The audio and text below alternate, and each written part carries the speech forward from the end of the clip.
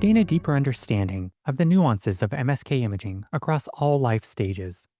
Join RSNA in Lima, Peru, January 23rd through 24th for MSK a través de las edades de la pediatría a la geriatría. This 2-day bilingual course delivers interactive, hands-on learning to help you discover practical tools for the diagnosis and management of MSK conditions you can immediately apply to your clinical practice. Register today at rsna.org/spotlightlima.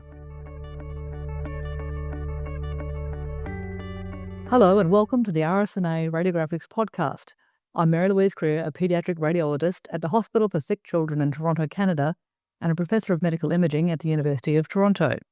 And I'm Carolyn Reichin, also a pediatric radiologist at Sick Kids and assistant professor at U of T.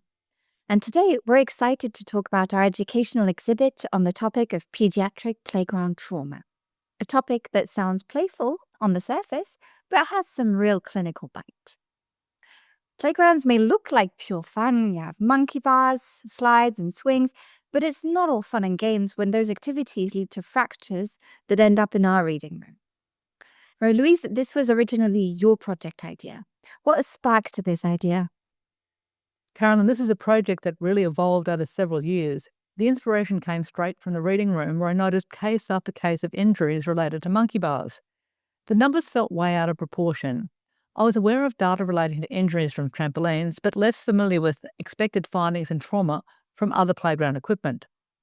I thought a focused review of these injury patterns would be useful for our colleagues and trainees, both those working in radiology and in our emergency department. Our ED colleagues are the ones assessing these patients, deciding if imaging is needed, and quite often are the first ones to look at their x-rays. To help with this review of pediatric trauma, we assembled a multidisciplinary team. We invited colleagues from musculoskeletal radiology, Dr. Steinmack and Perez, neuroradiologist Dr. Branson, and radiology resident Dr. Campbell, and the medical director of our emergency department, Dr. Mizzi. We invited them all to join us in this endeavour, and they are our co-authors, I'm pleased to say. That's nice. And you were totally right about the numbers. The data really backed it up. We ended up reviewing 23 years of playground-related injuries at Sick Kids and 962 imaging studies. And some very clear patterns jumped out. We found that kids between 5 and 9 were most at risk, and that injuries spiked in the summer when playgrounds were the busiest. And what was the biggest culprit? Monkey bars, by far. They accounted for nearly 2/3 of all of the injuries that actually required imaging. But it wasn't just monkey bars. We also saw injuries from slides, swings, zip lines, merry-go-rounds, climbing frames, and even teeter-totters. What stood out was that the overwhelming majority of fractures involved the upper extremities, especially the elbow and forearm. That really reflected the natural instinct to put out an arm to break a fall. Yeah, it's interesting. And for me, as a then fellow, collecting all this data was a great opportunity to review not only the initial radiographs, but also the follow-up studies. And it really highlighted many teaching points that I wish I'd known earlier. First of all, it gave me the opportunity to revisit all of the different unique fracture types of the pediatric skeleton. Could we expand on that for our audience? Mary Louise, what's unique about the pediatric skeleton? Of course, Carolyn, my pleasure.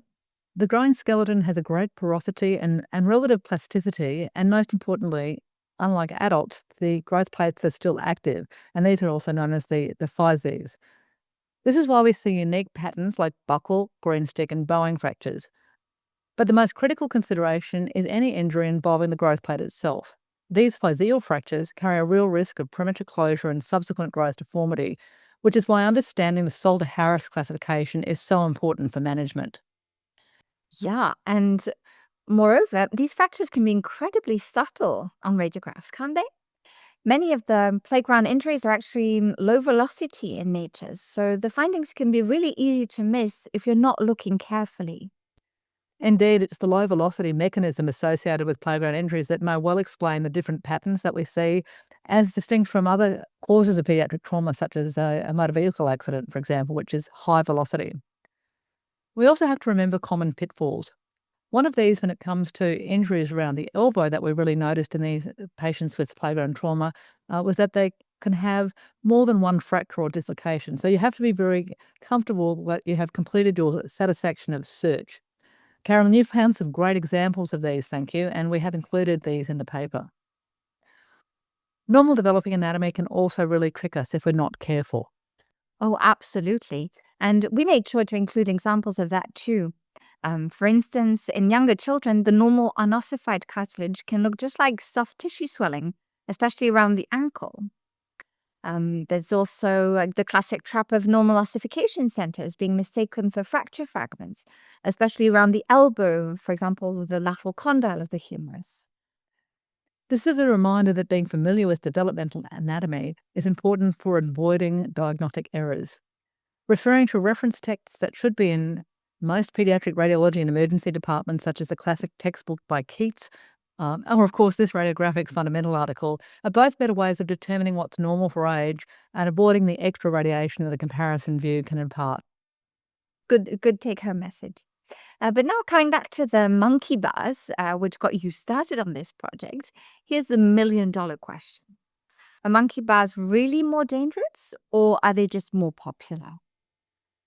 That's a great question, and honestly, I'm not sure that we have the full answer. They are everywhere here in the Greater Toronto Area, including in school playgrounds, so yes, it could be that they are more popular. But that's not the case all over.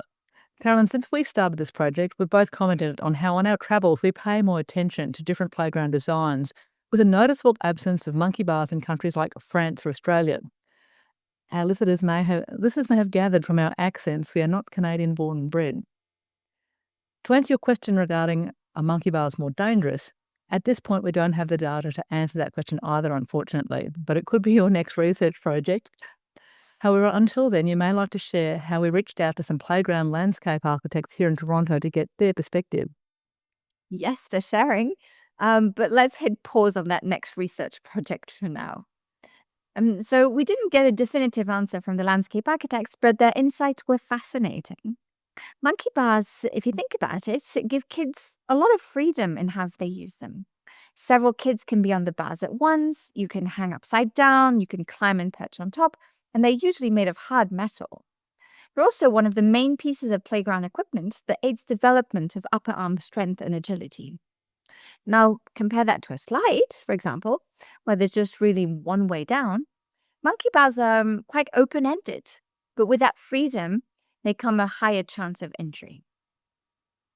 Another interesting point they raised, and that we also observed, is a wide variability in surfaces the equipment rests on. It can be rubber, sand, wood chips, etc. And these also impart different types of risk, with a range of factors influencing this choice. These choices usually come down to cost and climate. And putting it all together, it seems tricky to determine the exact risk associated with monkey bars. I think that's the perfect place to wrap up with our main teaching points. First, to recognise the common and less common injury patterns we encounter on imaging in playground trauma. Second, remembering how factors like age and seasonal variations influence the types of injuries we see. And finally, in this review, we hope that to raise awareness of the high rates of injury from equipment like monkey bars and the fact that upper extremities are at a much higher risk than lower extremities. Ultimately, our goal was to provide a practical guide to improve confidence when radiologists are faced with these sorts of cases.